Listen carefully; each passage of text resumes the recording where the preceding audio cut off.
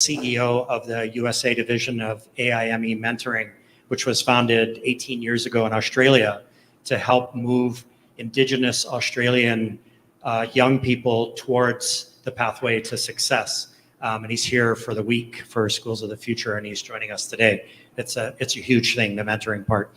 Ted, I'm going to come back to you with the second general question. So moving way ahead and assuming that we've covered a lot of ground, let's say that we in Hawaii chart an investing in education course, and let's say that a lot of it has to do with these sorts of micro investments. And we find our North Star, and as Nainoa Thompson often urges us to do, we unmoor from the dock and we actually set sail. We do it, as Susan is saying, step up and do it, right? How do we know that we're on track? What milestones do we measure ourselves against along the way? And obviously the evidence is mounting that standardized metrics are a poor indicator of future success when it comes to skills development. So from your perch, how do we measure that progress along the way? And from your investor's mind. My investor's mind. Oh, the mic works. This is, it's a very interesting question. We have no problem with specific assessments. I mean, if a student were to present to this group something they had poured their heart and soul into to try to make a positive difference to the world, we don't know whether it was great work or good work or okay work.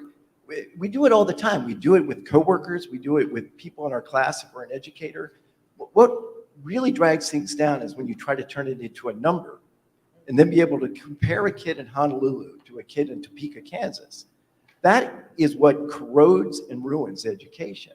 And so to me, the opportunity is to start focusing on real examples of student work, exhibited publicly to informed, engaged adults who are experts in the area, and let them judge.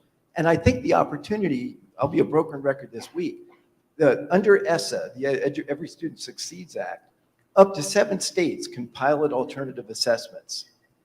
Guess how many states, 7 years into that legislation, are piloting alternative assessments? You would think 7 spots, 50 are trying for it, right? Because we know the current assessments are completely corrosive.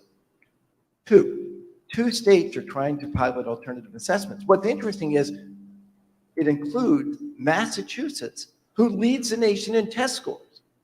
But they say, and they're right, that focusing on test scores is actually ruining the innovation potential of our kids. It's actually gutting respect for the teaching profession. It's actually dragging our schools into a zone that is going to lead them not preparing kids for a future that they can create. And so to me, there's that whole thing of reaching out and encouraging kids to identify ways they can make a difference to their world, which is the ultimate in citizenship engagement, but also lets them learn how to learn, leverage tools and resources in the adults around them.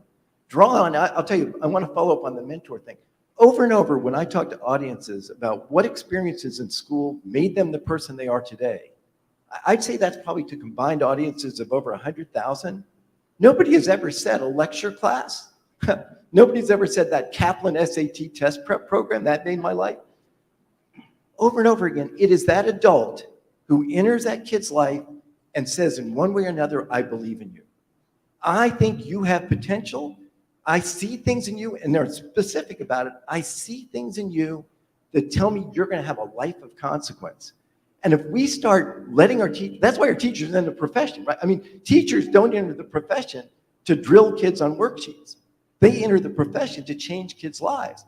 And it's, the one state that actually has done things right when it comes to assessments is New Hampshire, where they focus on authentic assessments of student work with an assessment framework led by and created by teachers, where they audit results to make sure that the assessments are fair. But it's real student work. It can be done. We know how to do it. It's just we can't boil it down to a single number. And I think that's all to the good. Mark. Oh, yeah. Oh. On the heels of that, what could we do from the corporate end to get corporations to start buying those innovations and applying them? We've got them on the books right now where 17-year-olds are making all kinds of innovative ideas, but nobody on the outside is buying it. What's wrong with the stock market? Where are our corporations at? What are we doing to get them involved with education, reading? Go ahead. Great question. So first, you talk to most employers and you say, are schools preparing kids for the modern workforce? That answer uniformly is absolutely not. We are producing go fetch a dog biscuit kids. Business can have an excellent perspective on, I mean, you've got a new governor coming in, a new superintendent of public instruction. Business voices should be reaching out and saying, let's get this right. Because I want to make one other point. The thing that's important about being inventive, being creative, changing your world for the good, it is not a narrow skill like writing a business plan. I never cared whether the entrepreneurs I was backing knew how to write a business plan. It's a mindset. It's an attitude. It's a belief that I can wade into ambiguity. I can learn what I need to learn. I can draw on resources around me. I can make a difference. Guess what? If we're looking for those character traits, you know where we're going to find them? Let's just go to any place across all these islands that has 5-year-olds. 5-year-olds are remarkably innovative and entrepreneurial. It's not something we have to put into kids. It's there. What happens by the time they're in high school? It's gone for most kids. You know, when I observe high school classes, what's the one question they ask? Will this be on the test? You know, it's unbelievable. So I think the business voice can play a very important role. And Susan, maybe you can elaborate on the connections that are being made right here between the business community and kids coming through school that starts to open up the eyes of the kids for career opportunities and way they can leverage their skills to be contributors, but also opens up the eyes of the business community that a lot of these young kids are actually quite good at things that businesses value. Yeah, just real quick. I mean, to give, the local businesses their due, they're very supportive of what we're doing at the university, to all these different nonprofits, to education. So, I mean, just look around this co-working space. There are a lot of major local corporations that are supporting innovation and entrepreneurship in Hawaii. So whose job is it, I think, is, to the gist of your question, whose job is it to then say, hey, here's a 17-year-old with a great idea? Well, my argument would be it's the 17-year-olds, because Central Pacific Bank is working on banking, right? And they have people who are focused on innovation. The 17-year-old has got to get on the map and tell Central Pacific Bank, I have a better way of doing what you need, and I can do it better, faster, and cheaper than what you're doing right now. So I hate to bash corporations, because frankly, they've been a huge supporter of what we do, and we could not be where we are without them. So there is a fundamental environmental change that needs to shift in order for us to be successful. Mark. I have two specific examples of what does the success look like. So one, to your point about involving the business community. In the spring, there's a conference called STEMworks. Thousands of kids from across the state gather in the convention center, and folks from the business community will open source some of the problems that they have.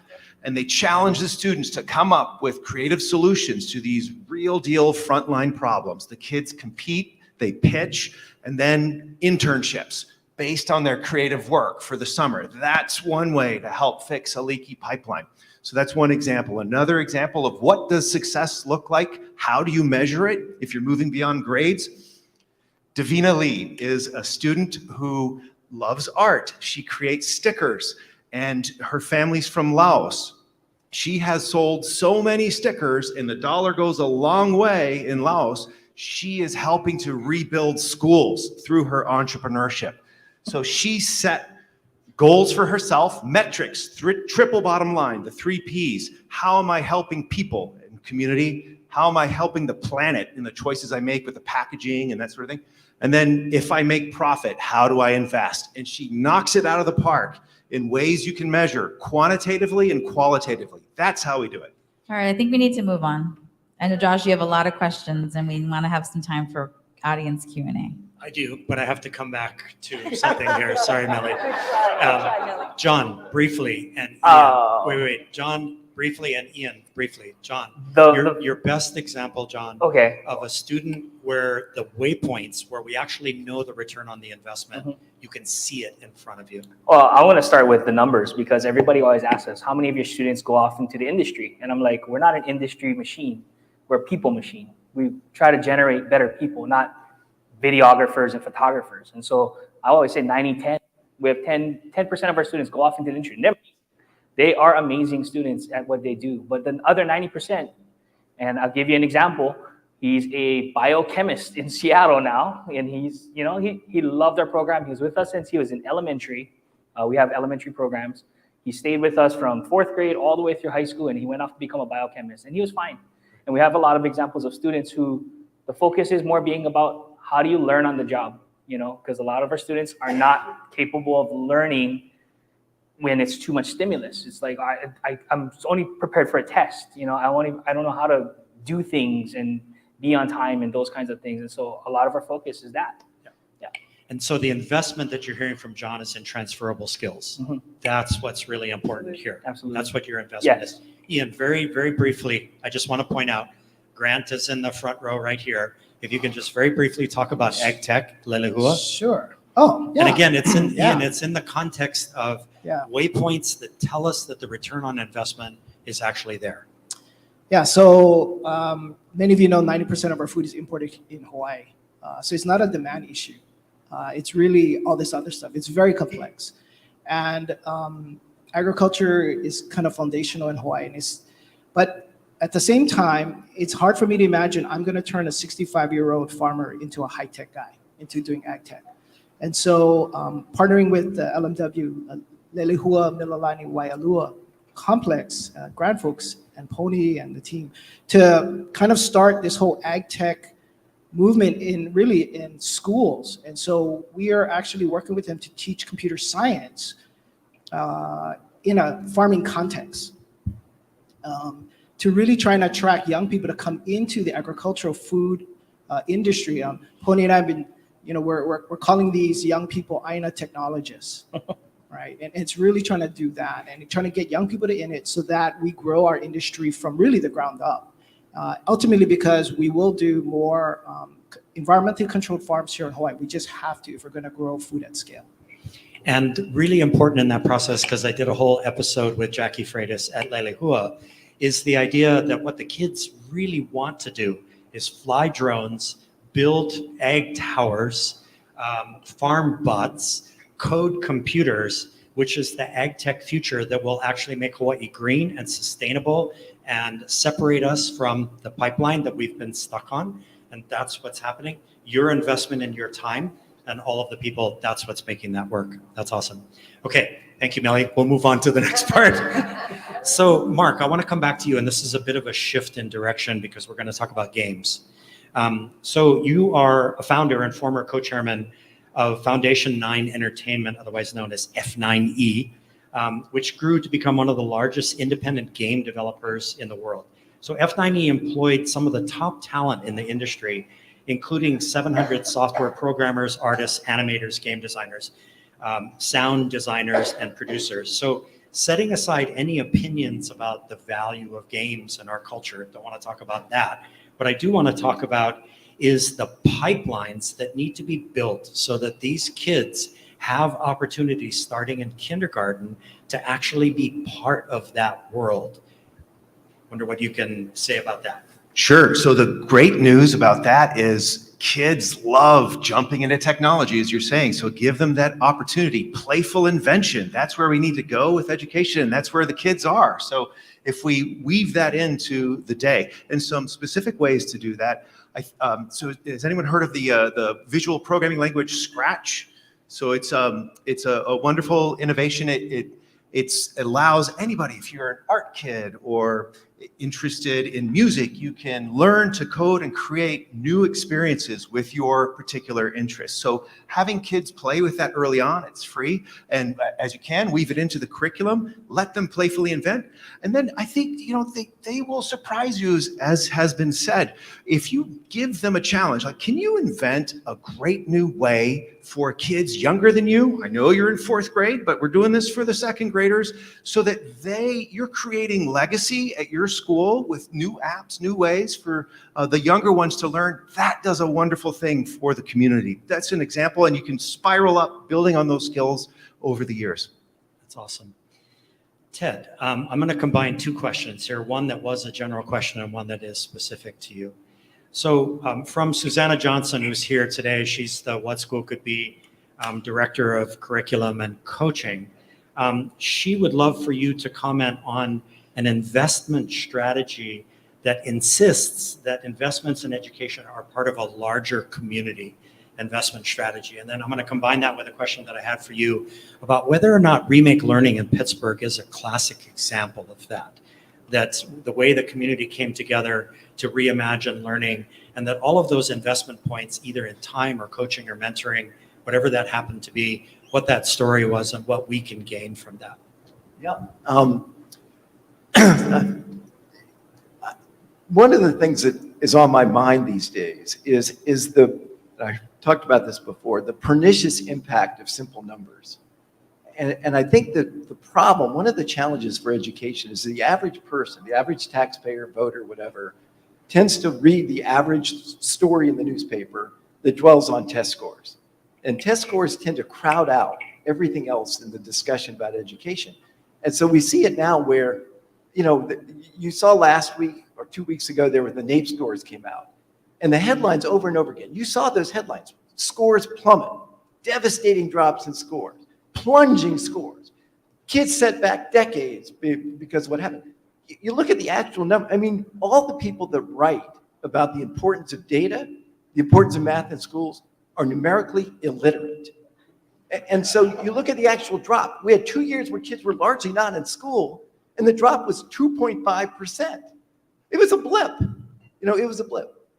The same people that think No Child Left Behind is such a wonderful thing fail to look at the fact that over 16 years of No Child Left Behind, 2004 to 2020, test scores increased an average of 0.2% a year. We threw everything out the door in our schools to focus on test scores, and the scores barely budged. I think the power of community involvement is to draw them in to start to see what kids can actually do. It's why Remake Learning is so important, is they do this, for those who aren't familiar, it started in Pittsburgh. They support people all around the country, around the world even. They do and I've been there twice for this, each spring it was a few days, then it was a week, now it's 10-day celebration of incredible student work in school. They do pop-ups on street corners, in libraries, at gas stations. They do all over it, and they just get adults excited about, oh my gosh, if my kid is actually working on something they think is important, they care about, and they see as having consequence to the world around them, we start to draw on student intrinsic motivation, and they start to discover and exhibit skills and talents that standardized test scores don't begin to get at. And so I think calling an awareness, because I know the average person on the street reads about test scores and they believe the test scores plummeted. They believe that our kids need to do more school, more hours, summer school, more tutoring, more drilling, more worksheets, because God forbid if we don't get test scores back to, it's like, are you kidding? They talk about the fact that test scores are now, almost back to where they were 20 years ago. Test scores are higher than when I was in high school. It didn't matter, right? It's like these are means to an end, but the means is actually quite corrosive. And so I think people just need to do more homework themselves on what the purpose of education is, what skills, mindsets kids are going to need to thrive in a world going forward where innovation covers everything routine, and start to advocate for policies and priorities that help kids unleash the potential they all have. Ian. Can I just Go make a for quick thing to working off of tape? Can I do this, Melly? Okay. You can, Ian. Okay, so we're working with these students from Waianae High School, Alternative Learning Center. And we were we're taking them through, we're working with Department of Transportation Highways. There is this whole Makaha Beach redesign that's going on for 30 years. Okay, and an article came out a couple of weekends ago that was kind of divisive, kind of splitting the community. So we took the kids through this and we said, let's unpack this article. Okay, so they unpacked this article. We actually had them kind of take them through design thinking, kind of unpack the article. And first of all, we started with just stakeholders. We asked them, so who are all the stakeholders in this article? And this goes to the question of metrics, I think. So we have these kids kind of go, oh, there's the DOT highways, there's the contractors, there's the people in the community, there's the legislators, the politicians. So they broke all this stuff up. So we put this up on a map or on a board of all the stakeholders. And I look at this and I look at the group and it says, who's missing from this stakeholder list, right? And so the kids sit, and there's this kid, this big kid, Kikai. He goes, Makaha Beach. Right? It's like, yeah, who speaks for the beach? And then I said, who else is missing from this? And then the kids, and then they started thinking more broadly, right? And they said, this kid said, oh, the Ahupua'a. That's a stakeholder as well. And I said, how do you measure that? Because that was like, whoa, big, right? And again, that's just a question of metrics, right? So again, we're trying to emphasize the point that the investment that's being made in that moment is literally the process that you're taking the kids through. And if we understand that, that means that everybody can potentially contribute to the process of investment. We are not separate from that. We can be a part of that, right? Yeah. Susan, you referenced this earlier, but I just wanted to give you a moment to elaborate on it. This large building project going on across the street from the University of Hawaii School of Architecture. What is this project, Susan? In what ways is it an investment in our youth? How will they help chart the future of Hawaii? And what is the return on investment to this project's investors? And those are some big donations that were made to that project. Obviously, it's an expensive proposition. So how does that all work? So let me just start with, by the time they get to UH, in my opinion, it's too late, right? I mean, it's late already. We are the last ditch effort to get students to not worry about what box or what bubble box they need to fill out, but how to be creative, how to be collaborative, communicative, use critical thinking skills, what I call the 4 C's, right? I think the 4 C's are imperative to good entrepreneurial thinking. Now, entrepreneurial thinking, in our definition, is not about starting businesses exclusively. Sure, that's what people think it is, but it's really a mindset of how do you find something that is not working as well as it should be, and how do you begin to iterate and find a better solution. One of the things, the statistics that I read, I'm going to mess up all the numbers because I'm not good at it, but I'll give you the gist, is that kindergarteners today, by the time they enter the workforce, it's like 90% of the jobs that currently exist will not be jobs that they are going to be faced with or applying for. So how do you prepare students for jobs that don't exist today? How do we know? What kinds of tools will there be? What will the problems be? We don't even know. We need to develop EQ skills for these students, right? Emotional quotient. How do you solve problems? And not just, will this be on the test? But what should be on the test, maybe? How do you solve problems? And that's what we're trying to do with the Entrepreneurship Center. One of the big problems that we've found at the university is that entrepreneurial thinking and entrepreneurs, they run the gamut of all the colleges, but colleges are set up like silos. Here's business, here's architecture, here's law. We need all of them together, bringing their specific skill sets to the table in order to get the best ideas. Some of the worst ideas are for MBAs, but it's a beautiful marketing distribution plan. Some of the best ideas are for engineers, but they have absolutely no idea how to bring it to market. We need to cross-pollinate those kinds of skill sets, and that's what RISE, the Residences for Innovative Student Entrepreneurs, is set out to be. We're going to have 374 beds, as in dormitory. We're going to have 10,000 square feet of co-working, classroom, meeting, conference room space. We're going to have a maker space where you can prototype your ideas. But most importantly, if at 2:00 in the morning is the perfect time for you to come and meet with your team or to talk to somebody about an idea you have, then come down and do it in the co-working space. We expect 300 ideas coming in on August 1st when the semester starts. By the time December rolls around, we expect that to be 100 ideas because we're going to have them iterate. We're going to have them go through the process of saying, does your idea have legs? Go out, talk to your market. Some just aren't going to be, but that should not discourage them. They are learning the process. Go join somebody else's team. By the end of the year, we may have 20 great ideas for startup companies that we can feed accelerators like Mana Up. But what we're going to have had done even more so is we're going to have taught 374 students how to think entrepreneurially. So they're going to go out into the community. They're going to go work for the banks. They're going to work for companies. They're going to become teachers. And we want them to use that same entrepreneurial mindset as they move forward and they're part of this ever-changing, fast-changing environment that we live in today. Susan, a quick follow-up, and sorry, this is kind of a yes or no question. It would be fair to say to the audience that one of the ginormous investments that you have made, you and your partners, is actually doing this as a resident program. That's a huge investment. That is the game changer. And it's Yes. just, it's a decision, right? It's just a decision. It's a design decision that got made. John? And it's a big ass project. I mean, Right. if you've ever done anything with the university or even put up a building like that in a university environment, it is super hard.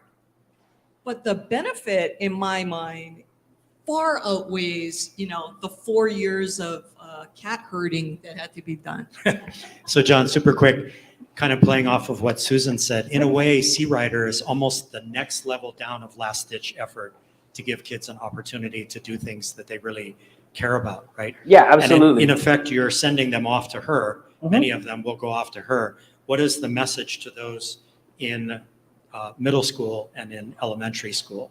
Is try something new, push yourself to, fail. That's the fun part. We always revel in the failures. We laugh at each other. We have a good time teasing each other a little bit. But we always try to remember. I had to have a long conversation with our students about culture in the classroom and what that means. Is it about being happy or is it about being honest? And is it about being, true to what we're trying to do here? And it's again, you're going to fail at doing this. I always tell my freshmen the same thing. You're going to fail at doing this. You're going to suck at it. And that's okay. We're actually happy that you're trying, and you're gonna see the growth once you start doing stuff. But until you start doing stuff, and it's a lot of our when we get students coming up, they have a hard time starting. That's really what it comes down to. If you really want to be inspired, go to CRider Productions website, scroll down, you're going to see a series of 10 videos. Each one is very short. They're about 30 seconds long. And what they are students who did commercials for the design company that built the new facility that they now occupy. That's real world challenges. And those videos, John, are stunning. Oh, thank you. I texted you. They're stunning. Yeah, Amazing work, those right? kids do good. The kids do great work. And whiteboard architects, they must have been like, wow, this is White amazing. space. Yeah, white space, White yes. space architects, right? I want to chime in actually. Go. So I love how we're kind of building. We go from John, Susan, or Mark, John, Susan, and then ultimately, accelerators. And so I think it's important as we think about that muscle that we're building and learning on someone else's dime, which is always the best dime to learn on, and being able to create those mistakes. And I see a lot of our entrepreneurs that come into Mana Up, they're adults, they're anywhere from 18 to whatever, beyond. And we're seeing a lot of them having that muscle that they didn't get to exercise early on. I mean, I remember when I was in high school, I don't even know how to spell entrepreneurship, nor do we have classes like that, Mark. It's just been really, I think, as we get more of these early stage, where these kids that get in, that get to exercise these muscles and get to iterate, and then the next startup they start, they get to learn from all those lessons. And I think the key things we always talk about is there's only so much time and money. And so and we bring in entrepreneurs and mentors to help skip some of that. So how do you learn from these mentors coming in? But ideally, they've learned from their own experience, which I think is really the best. So when they finally come out and they're creating something on their own dime, Right. they're really, really ready. So Mark, I feel like this is another one of those moments. You're like our Greek chorus. We need a story from you, a very specific story of somebody who just like got mentored and invested in, another example that will lock us into what's real and get us out of the abstract. Mahina Hardin. So she started taking the Scratch classes, and we offered augmented reality, virtual reality courses, coding for social entrepreneurs. And she is now pursuing what we call a distinction, and it's your deep dive into your passion. And that's apropos because she is bringing to life in the classroom through your handheld device a Hawaiian reef. So the shark swims in, and you take actions around the room to build a healthy reef. And in the process, you're learning, how does the ecosystem work? So what does that do? This is phenomenal. I'm so excited with what she's creating. And she can launch a business out of that. But I think there's an industry here for us in Hawaii that's very investable. And that is in stepping into immersive experiences to transform education so that a regular classroom opens up as this new Socratic space where you can experiment and explore and move around, so you're not just sitting in seats. So she is creating the sort of app that I think can lead the way to open up new ways to educate. And those healthy reefs are what keep us safe from hurricanes and other types of issues, right? Yeah, wow, that's an awesome story. And I'll just point out, we have in the audience here Mark Hines, who's from Mid-Pacific Institute's exploratory MPX program. And Mark turned me on to a number of articles that are published at Mid-Pacific site about the use of virtual reality, VR, to provide experiences for kids that otherwise wouldn't be possible. So one in particular that really jumped out at me was a VR experience that builds empathy. And then that turned me on, Mark, to another person who turned me on to a VR article where kids would get the opportunity to actually live in a refugee camp on a Greek island with Syrian refugees and actually work through a VR experience, which is a pretty stunning thing when you think about the opportunity to build empathy. So that's a great story. Wow, can go any number of directions. Okay, so we're at 9:38. Let me go into we're actually in good shape, Melly. We're in good shape. So this is the closing question, and I hope each of you can briefly talk about this. So to all of you, this is the way What School Could Be, the Hawaii Venture Capital Association, and Funder Hui described today's focus. This was what was in the blurb, the Eventbrite, and everything else. Hear from panelists who will talk about the intersection of investing and movements to reimagine education towards student-driven learning and real-world challenges. Panelists will speak to current and potential efforts to invest in and educate not one, not two, but multiple generations of young human capital who will shape the future of Hawaii, the nation, and the world to be more just, more equitable, and fully sustainable. So to the panel, and Ted, I'll start with you. There is one person in our audience who is constantly thinking about the world his granddaughter will graduate into in 2040. And he's wondering who she will be and in what ways she will have opportunities to shape her future. So let's be good ancestors here on October 18th, 2022, and set her up for success, meaning help her to be a shaper of the future, not just hashtag future ready, which is a term I'm starting to be very bothered by.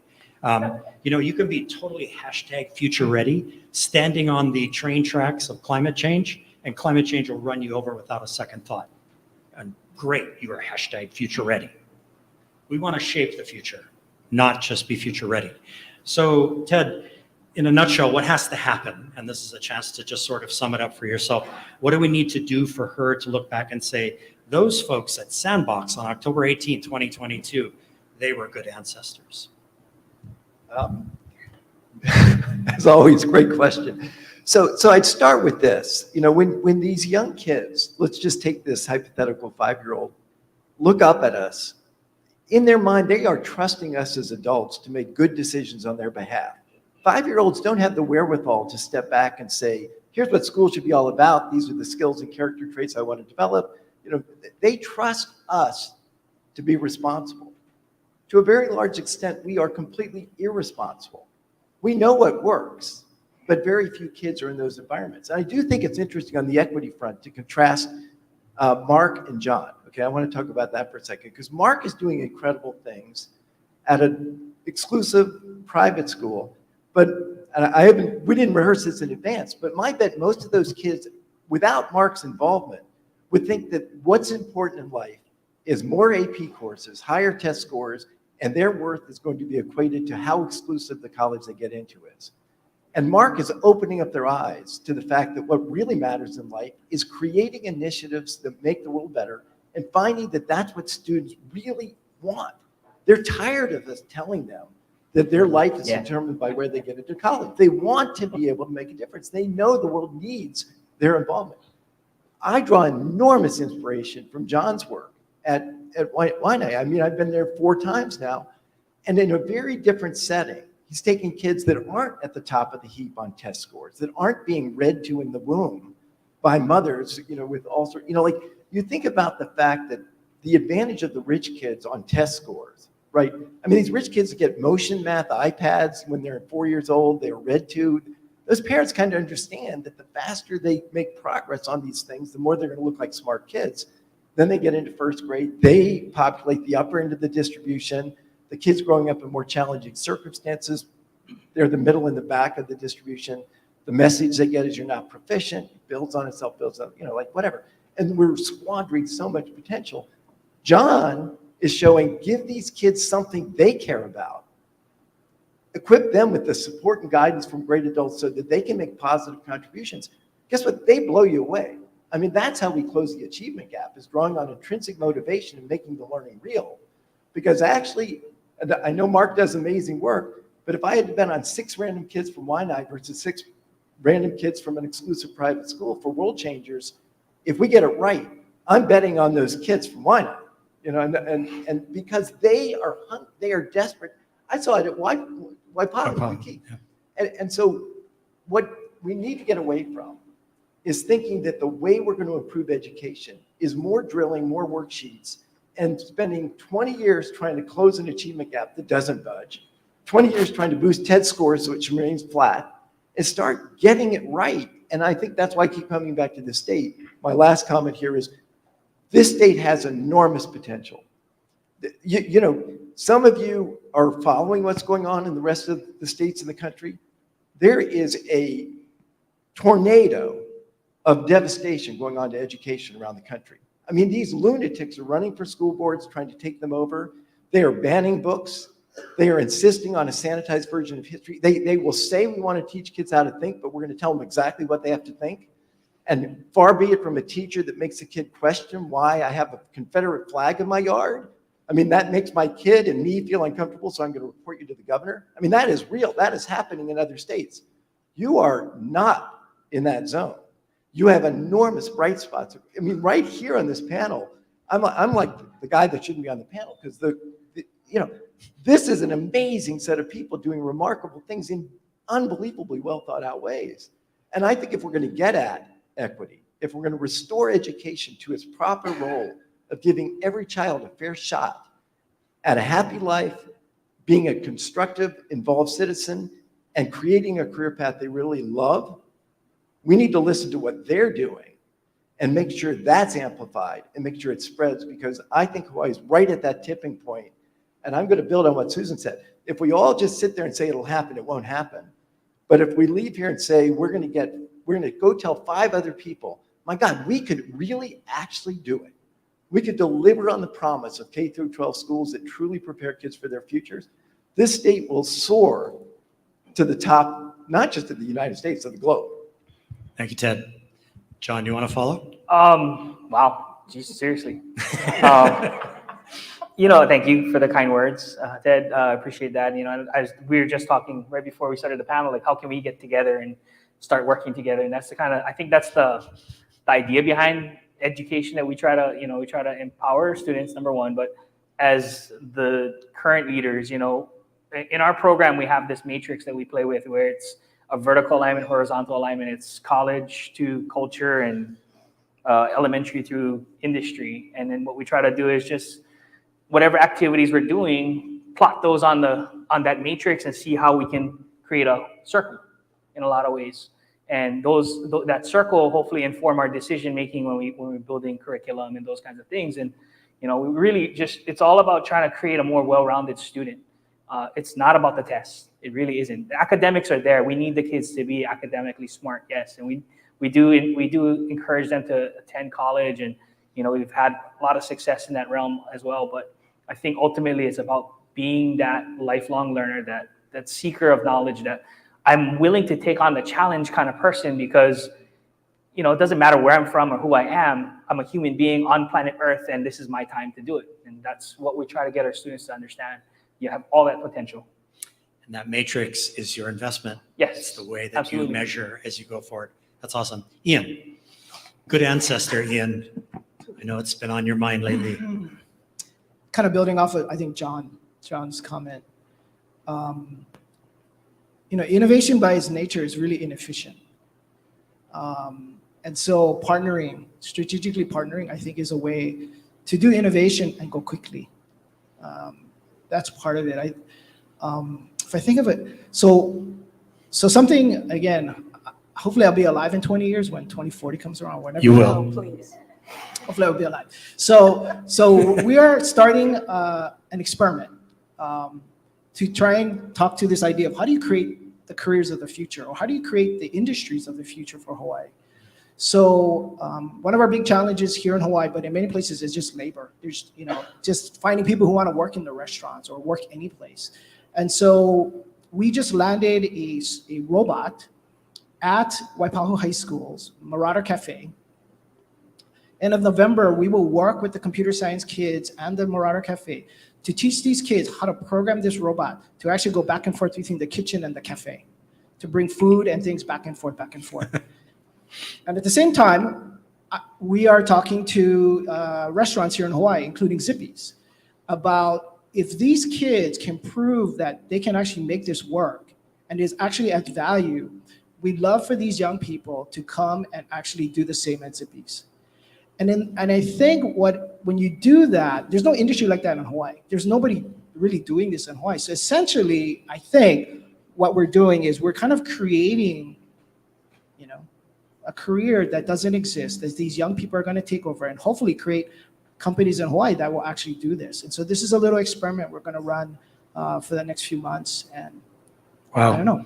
What an investment I don't know. in We'll see. time and thinking and design, right, Ian? What an investment. Wow.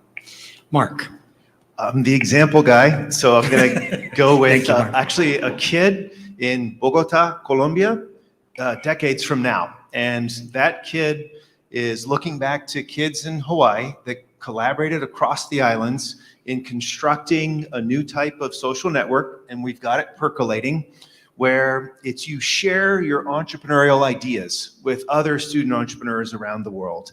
And let's say in this example, there are students who created hyper-local greens. So they grew their own vegetables to sell at the school cafeteria and create some money for their entrepreneurship club. And guess what? The kids in Bogota, they're interested in that too. They learned with those recipes, and there's inspirational bits from entrepreneurs from Hawaii who are videoed in inspiring ways that are seeded throughout that social network, so that we all wake up to the fact that we're in it together and we can support each other, and there's a bazillion ways to succeed locally.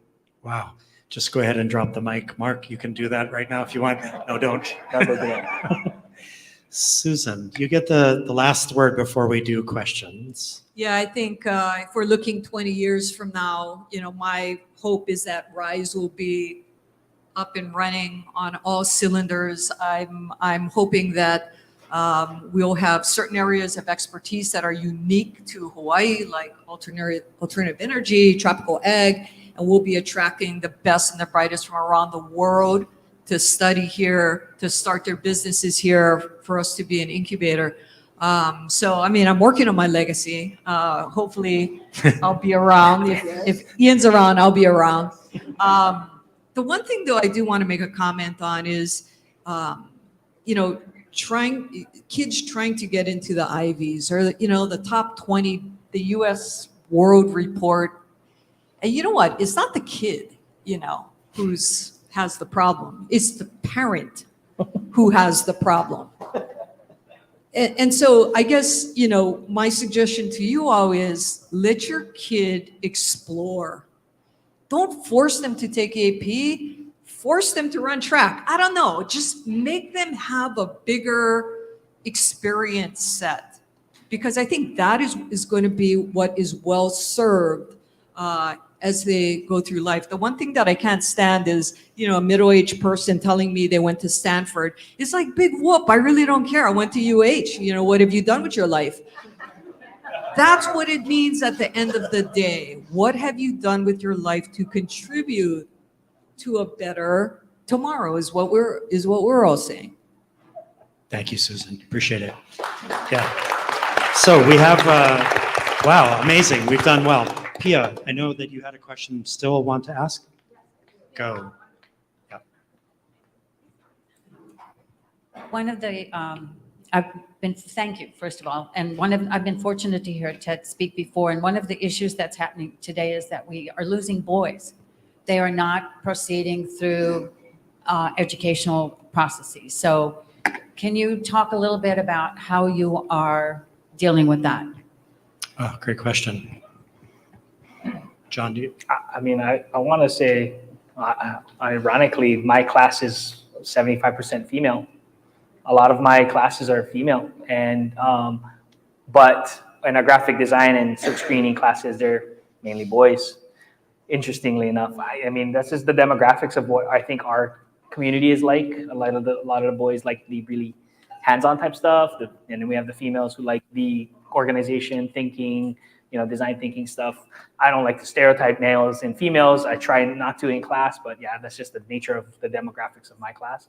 In order to address it, I think it's just really encouraging more boys to kind of explore, and even girls to, you know, we have a lot of girls who go in the shop and print shirts and they enjoy it. And then we have guys who come over and realize, hey, you know, it's okay to be with all the girls in there. So Yeah. Yeah, interestingly, from my perspective, it's 75% men and 25% women taking our entrepreneurial programs. And so we're really trying to get more women involved, you know, in our programs. Great, next question. Aloha, thanks. We'll go to you next.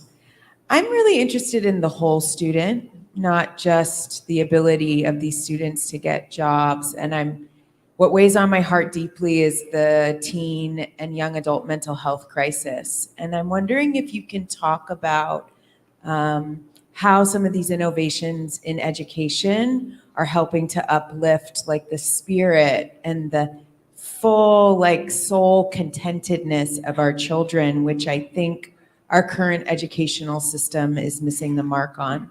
Great question. Go, Mark.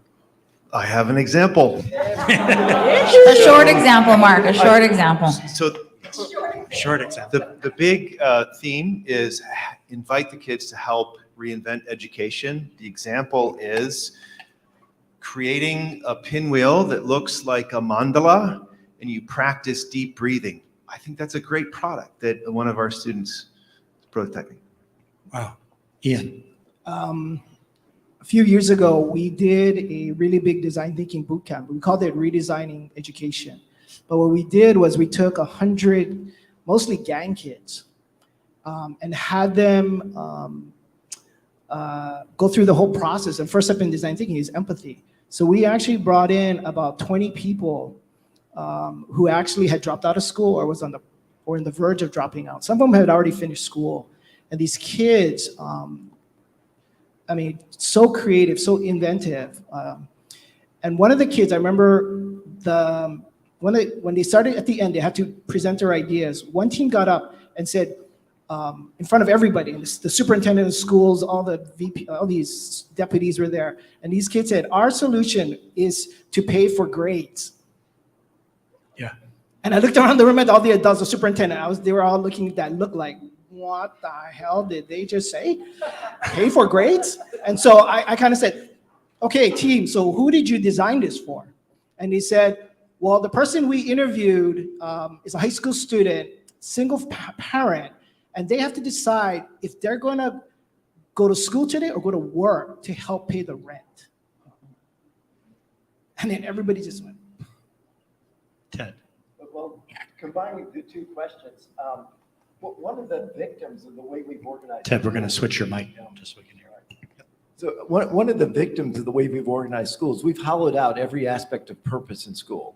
And when I interview high school kids, college kids, recent college graduates, I'll ask, why did you do this? Why are you in school? And a lot of times it's because I have to be here. A lot of times it's because I'm here to outcompete my classmates on whatever's put in front of me. And rarely is it because this is helping me realize more of my potential in ways that help me affect positive change in the world. I think that explains not all of the social and mental issues, but when you hollow out meaningful purpose, you leave a vacuum and other things come in to fill it. And on the male-female thing, I've got a daughter and a son.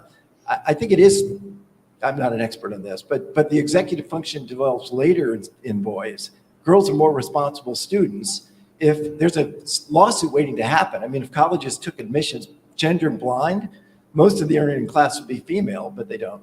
But I think it actually, in some ways, I would put it not that, I would say schools doing less damage to boys in some ways because they sort of check out on it, which is why so many more of the entrepreneurs are male. And I spent some time with, the entrepreneur Richard Branson. This one will stick in my mind.